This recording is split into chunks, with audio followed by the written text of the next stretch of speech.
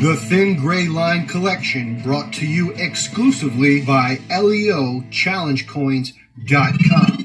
Collect pins, challenge coins, medallions, emblems, patches, and more at LEOChallengeCoins.com. Visit www.LEOChallengeCoins.com.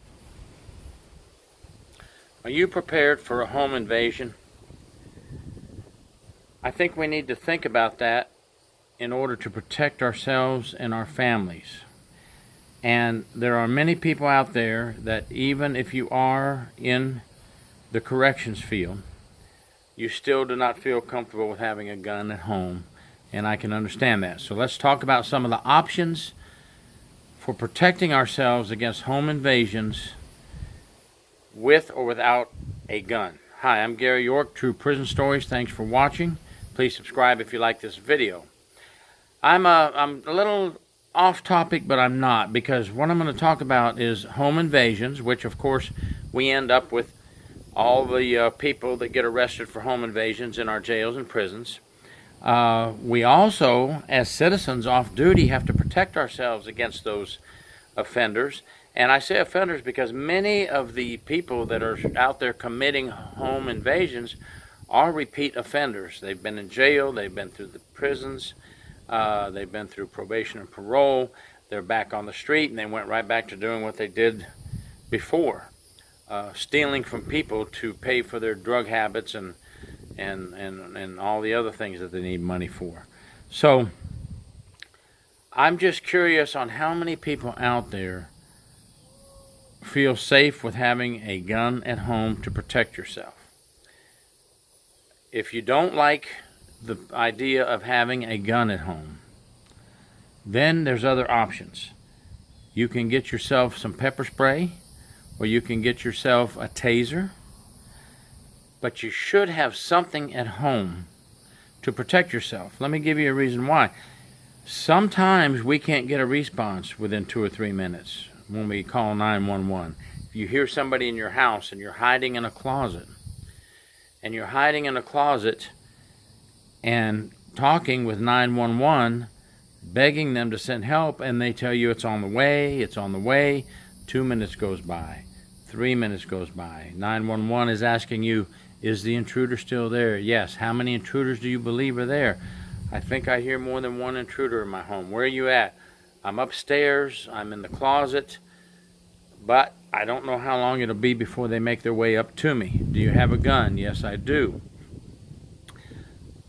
8 minutes go by. No police, no sirens, no help. Please, you have to help me. You have to help me.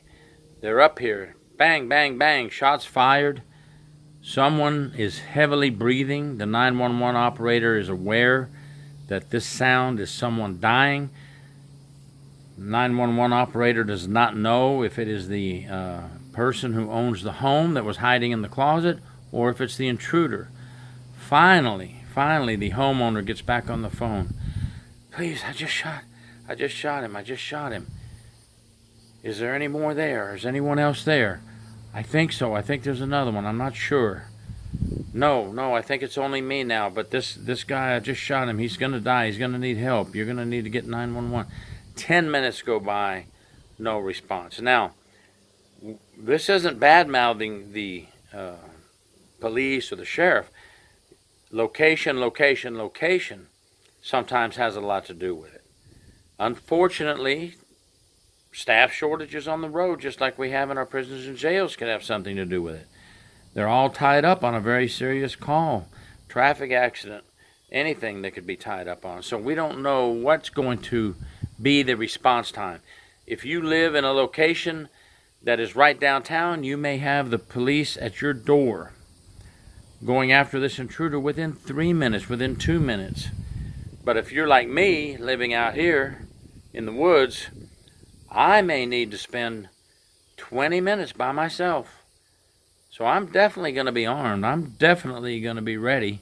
And I'm definitely going to take care of an intruder that comes into my house. You know, hopefully law enforcement arrives before I have to take care of it. But if they don't, then I'll take care of business because I'm going to protect my family. Now, 12 minutes later in that scenario I just gave you, The deputy arrives. The 911 operator tells the homeowner, deputies are outside. Please empty your weapon now. Well, we want to do what they say because she says there's law enforcement outside. 911's telling me to unload my weapon, but I'm still in the house by myself with an intruder who's dying. And maybe there is one more. I'm not sure. I think they're all gone, but maybe there is another intruder in the house.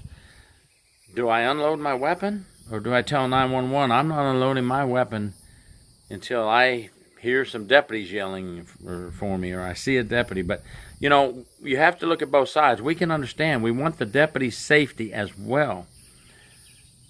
They're wanting to make sure that you don't mistake a deputy or a police officer for an intruder. So I can understand why.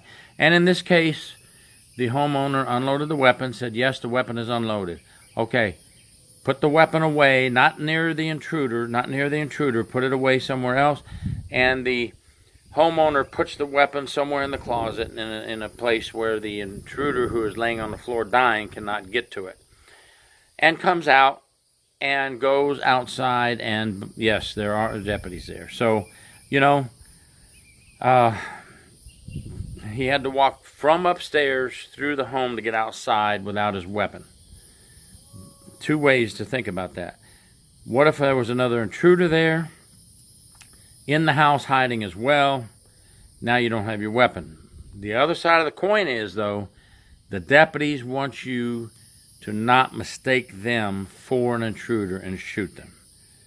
Two sides to every coin, so which would you do?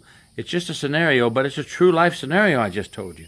This really happened, and there's actually a tape of this where you can listen to the entire 12 minutes of what I just described. Now, you don't have a weapon in that scenario. You have pepper spray. Does the pepper spray help you in that scenario? It might have, because I didn't hear anything in that 12-minute tape that I just replayed for you in my own version about the intruder having a gun. So pepper spray could have worked.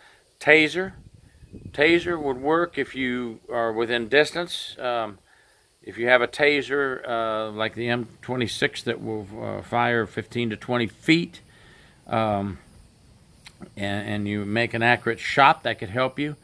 But, you know, I'm going to have to go with the good old weapon, the shotgun or handgun or something that will blow a hole in the intruder and make sure he doesn't come back and bother me or my family again. And there's a lot of sheriffs on board with this, and at the end of this video, there'll be like a 1-minute clip of three Florida sheriffs who are telling citizens, arm yourselves, arm yourselves, arm yourselves. Take care of yourself until we get there. Between the time you call us and the time we get there could be your life. So have a weapon and protect yourself. Now, for those of you that don't want to have any of those items, a handgun, a shotgun, a taser, or pepper spray, you're just of the belief, no, you know, it's in God's hands. Well, I hope it is. Unfortunately, the home invasion intruders don't really do a lot of praying, and they really don't care what God thinks, and I know that's very harsh. And, you know, I believe in God, and I trust in Him, and I ask Him to protect my family every day. But sometimes we have to take matters in our own hands and protect ourselves as well. So, at least, folks, get a baseball bat and keep it by your bedside, somewhere where you can grab it very quickly. If you don't like any type of weapon, and I know a baseball bat can be a weapon, but have a baseball bat ready and pray they don't have a gun, and maybe you can protect yourself with a baseball bat. But do something. Have a plan of action. Have your phone close to call 911. Talk about things with your family, about escaping or hiding places in your home from home invaders. And while you're doing that, go ahead and do the fire drill as well. Teach your family what you would do in a fire, and give 2 or 3 different scenarios so you have 2 or 3 different escape routes during the fire. Just thought I would throw that in there while we're on the topic. It's good to train your family on what to do in these cases. And for those of you who just say, I'll leave matters into, the world's hands, and leave my back door open, I'm not worried about anything, best of luck. But in today's world, you need to worry. Remember, folks, every neighborhood has somebody. You can't hide from home invaders. You can go out and into the best, richest, fanciest neighborhood there is and still have home invaders, because many of them choose those type of neighborhoods. And what about the meth head that's in your neighborhood? I don't care if you're in a poor neighborhood, a middle-class neighborhood, or a rich-class neighborhood, there's going to be a meth head. And all of us have had that meth head that we go, oh my God, he's snooping around the neighborhood, he's hiding in the bushes, he's watching, he got caught by the neighbor down the street looking in the window. He's just waiting to make a move to see when they can break into your house and steal something, and then you happen to be in there. They panic and they harm you, or worse, they kill you. Doesn't matter what type of neighborhood you live in, you have to be prepared. So I hope that something I said sparks you to at least think about this and discuss with your family a plan of action. What would you do in a home invasion? Are you prepared for a home invasion? And now just watch this clip from 3 sheriffs who also think you need to be prepared for a home invasion in order to protect your family. Don't think about yourself all the time. Think about your family. Think about how you will protect them. And I know you're thinking about your family, but I'm trying to open you up to just a little bit, to have an open mind of, unfortunately, we have to protect ourselves in today's world. It's not like it used to be. I grew up in the 60s and 70s, and my God, we could just run around the neighborhood, and before dark you had to be home, and there was no worries, and, the good old door could be open at 10 o'clock at night so you could let a breeze come in, and the other side, the screen door is open, and the breeze would roam through the house. Unfortunately, in many places in our country, those days are gone because of these criminals, these home invaders, these meth heads, these drug dealers, these rapists, these murderers. They're out there, and you have to just prepare yourself. Don't live scared. Live your life, have fun, don't live scared. Just be prepared. Be prepared for that in time if there is a home invasion, and let's pray that you never, ever have to experience it or be one of those people to talk about it. All right, thank you very much. True Prison Stories, Gary York. Please subscribe. In the area are now standing together on this one, saying terrorists, active shooter, whatever the situation, they want citizens ready to step up. If you're not afraid of a gun, get one. The message from Polk County's top cop, crystal clear. Become proficient. Get a concealed firearms license and carry it. And if you need to shoot somebody, shoot them a lot. Sheriff Grady Judd's going public today with his response to attacks around the world and here at home, telling citizens they need to step up. The armed assailant doesn't plan on you fighting back.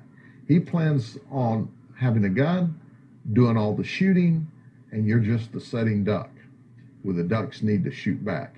And if not a gun, something to defend yourself and those around you. A bold stance. Be prepared to serve as the first line of defense. Very similar to the one Brevard Sheriff Wayne Ivey went viral with 2 weeks ago.